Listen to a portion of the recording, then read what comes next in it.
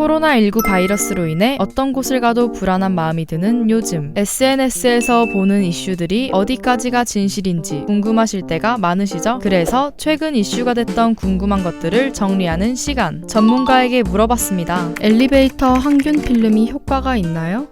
우리 표면에서 바이러스가 좀 빨리 사멸된다는 얘기들은 있는데 그게 얼마나 바이러스가 빨리 죽을지는 그거에 대한 효과 증명에 대한 부분들은 잘 모르겠어요. 항균 필름의 구리가 세균 성장을 방해할 수는 있지만 코로나 바이러스를 완벽히 차단할 수 없다는 게 지금까지 연구 결과라고 합니다. 항균 필름이 붙어 있더라도 바이러스는 그대로 붙어 있을 가능성이 높다고 하는데요. 그래서 버튼을 누른 다음에는 반드시 손을 씻어야 한다고 합니다. 야외인 공원은 안전할까요? 공원도 사람이 없고 한적한 데서는 마스크 벗어도 될 정도로 안전하고요. 다만 사람이 많다면 마스크 쓰고 계신 게 좋을 것 같고요. 실외라고 해서 무조건 괜찮은 것이 아니라 사람의 수가 중요하다는데요. 사람이 있다면 최소 2m씩은 떨어져야 합니다. 그리고 많은 사람들이 있는 공원은 되도록 가지 않는 것이 좋겠습니다. 실내 워터파크는 안전할까요? 실내 워터파크 같은 경우는 수영하는 중간에는 마스크 쓰기가 좀 어렵잖아요. 그래서 실내 수영장 같은 데서는 사람이 너무 많으면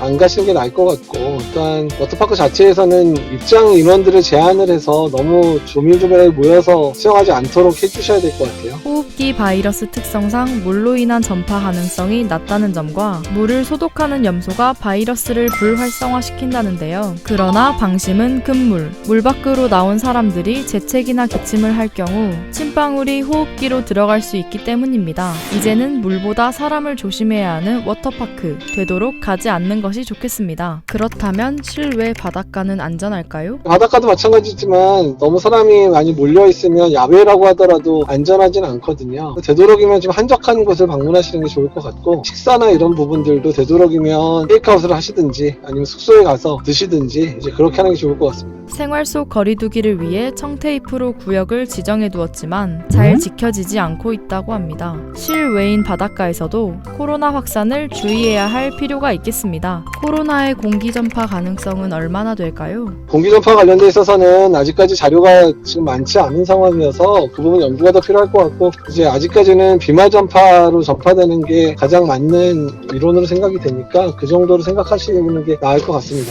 나뿐만 아니라 우리 모두의 건강과 안전한 삶을 위해 생활 속 거리두기 지켜나갑시다.